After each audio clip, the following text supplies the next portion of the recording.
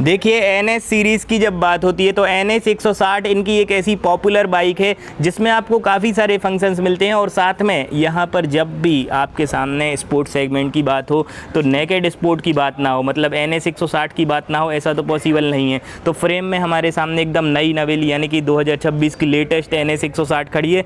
अब देखिए NS 160 में सबसे बढ़िया चीज़ लगती है इसका लुक्स। जब आप फ्रंट का लुक्स देखेंगे तो देखिए ये जो बल्कि डिज़ाइन है, ये लुक्स है, ये देखने में काफ़ी बढ़िया लगता है। अब देखिए आप कोई भी बाइक ले लें NS सीरीज़ की, चाहे आप NS 125 ले लें, NS 160 ले लें या फिर NS 200 ले लें, ये जो फ्रंट का लुक है ये आपको सारी ही बाइक में सेम देखने के लिए मिलता है। अब यहाँ पर जैसे ही आप चाबी को ऑन करेंगे और DRL और हेडलाइट का सेटअप देखेंगे तो देखिए यहाँ पर आपको LED हेडलाइट और DRLs का सेटअप देखने के लिए मिलता है। तो देखने में काफ़ी ज़्यादा प्रीमियम आपको नज़र आने वाला है। अब देखिए जो अच्छी चीज़ है वो भी हम बता देते हैं, जो आपके लिए बेस्ट हैं या फिर जो इसकी कॉम्पिटिटर हैं उनमें जो चीज़ें ज़्यादा हैं वो भी हम बता देते हैं एक एक करके। तो सबसे जो बढ़िया चीज़ है वो यहाँ पर होने वाली इसकी सीट, मतलब फ्रंट के लिए कंफर्टेबल है, थोड़ी सी पिलियन के लिए लिटिल बिट हार्ड सीट हो जाती है। 805 mm की सीट हाइट है। तो देखिए बहुत ज़्यादा सीट हाइट तो नहीं है, लेकिन हाँ थोड़ी सी आपकी हाइट होनी चाहिए, मतलब 5.8 तक अगर आपकी हाइट है तो आपके लिए ये गाड़ी बेहतर है। 142 kg का कर वेट है, तो हल्की है,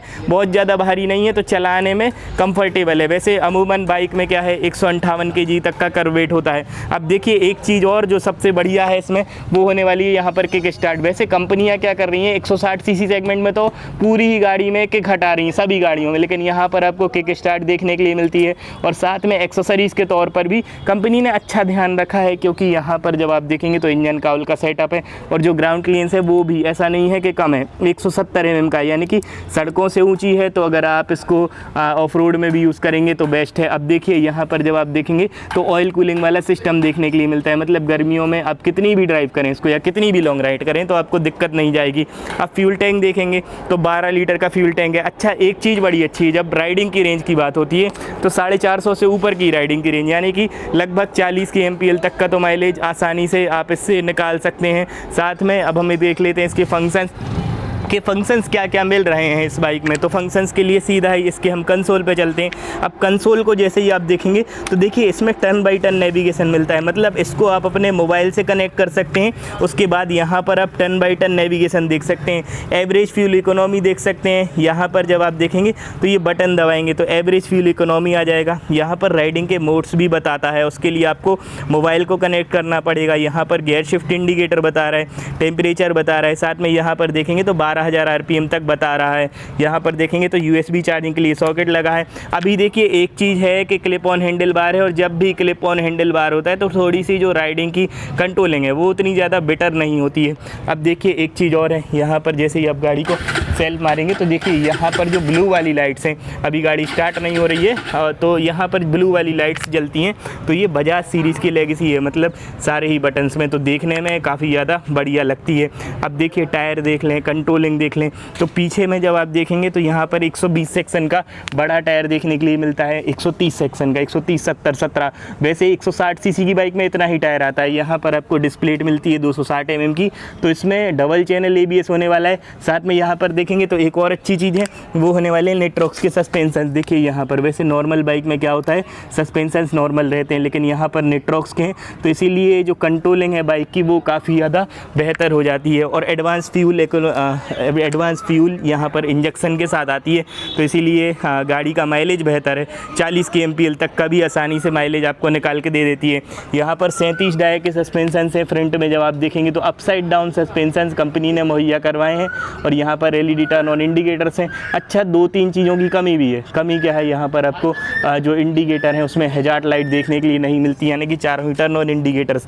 अब यहाँ पर जब आप देखेंगे फ्रंट का टायर तो देखिए 110, 70, 17 है, और यहाँ पर आपको 300 mm की डिस्प्ले और डबल चैनल ABS के साथ देखने के लिए मिल जाती है। अब बाइक की हम प्राइस की बात करें तो देखिए आपको पड़ती है 1,60,000 रुपये तक की। अब इन्हीं की सेगमेंट में 250 सीसी की आपको N250 मिल जाती है इतनी ही प्राइस में। तो देखिए N250 की प्राइस में आपको NS 160 मिल रही है, मतलब दोनों की प्राइस लगभग सेम होने वाली है। लेकिन यहाँ पर जो है ये सीरीज़ स्पोर्ट्स वाली है और इसकी टॉप स्पीड की बात करें तो आसानी से 155 तक की टॉप स्पीड चली जाती है। तो वही चीज़ है, जब भी स्पोर्ट्स वाली सीरीज़ की बात होती है देखने में लुक्स अच्छा लगता है। साथ में NS की तो खैर बात अलग ही है, जो लोग NS के लवर होते हैं वो तो ये चीज़ खैर जानते ही हैं। अब यहाँ पर जब आप देखेंगे तो देखिए एक्सेसरीज़ के तौर पर कंपनी ने यहाँ पर आपको साड़ी गार्ड दिया है, हाफ चेन सेट का कवर दिया है, यहाँ पर हाफ मडगार्ड फ्लैप इस तरीके से होने वाला है। और साथ में जब हम इसके इंजन परफॉर्मेंस की बात करें तो देखिए यहाँ पर जो इंजन है वो आपको 160 सीसी का देखने के लिए मिलता है, 5 गियर देखने के लिए मिलते हैं, 6 गियर इसमें नहीं आते हैं। ऑयल कूलिंग सिस्टम है। पावर की बात करें तो 17 bhp की पावर, 15.5 Nm का टॉर्क इसमें देखने के लिए मिल जाता है। और यहाँ पर टैंक पैड लगा हुआ है, साइड स्टैंड मेन स्टैंड दोनों ही चीज़ें मिल जाती हैं। यहाँ पर देखेंगे तो इंजन यहाँ पर आपको लेग गार्ड का सेटअप भी देखने के लिए मिल जाता है। अब देखिए क्या चीज़ें इसमें ऐड ऑन करनी चाहिए थी। एक सबसे बड़ी चीज़ तो ये है, जैसे ही आप इग्निशन को ऑन करते हैं तो DRLs ऑन नहीं होती, ये बड़ी चीज़ है। इसको मतलब बहुत ज़्यादा नॉर्मल चीज़ है, तो इसको गाड़ी में ऐड करना चाहिए था। बाकी हमारे हिसाब से गाड़ी बढ़िया है, गाड़ी में फ़ीचर्स आपको मिल रहे हैं जो नेसेसरी लेवल के हैं। लेकिन हाँ, एक चीज़ है, अभी जो कंपटीशन चल रहे हैं यानी कि कॉम्पिटिटर्स हैं उसमें आपको असिस्टेंट स्लीपर क्लच देखने के लिए मिल रहा है, राइड बाय वायर मिल रहा है और क्रूज़ कंट्रोल भी मिल रहे हैं कुछ गाड़ी में। तो वो सारी चीज़ें तो यहाँ पर ऐड करनी चाहिए थी। लेकिन हाँ, एक चीज़ है, अगर आप बजाज की N250 लेते हैं तो उसमें आपको ट्रैक्शन कंट्रोल मिल जाता है, स्लीपर क्लच भी देखने के लिए मिल जाता है। तो इतनी सारी चीज़ें उसमें मिल जाती, मतलब किसी बाइक में कुछ ज़्यादा है तो किसी बाइक में कुछ ज़्यादा है, कुछ ना कुछ किसी ना किसी बाइक में डिफरेंस तो कम ज़्यादा होता रहता है। लेकिन ये आप बताइए, आपकी चॉइस पर डिपेंड करता है कि आपको कौन सी गाड़ी पसंद आ रही है। कमेंट बॉक्स में बताना बिल्कुल भी ना भूलें। आज के लिए इतना ही। वीडियो को लाइक, चैनल को सब्सक्राइब कीजिए। बहुत बहुत धन्यवाद।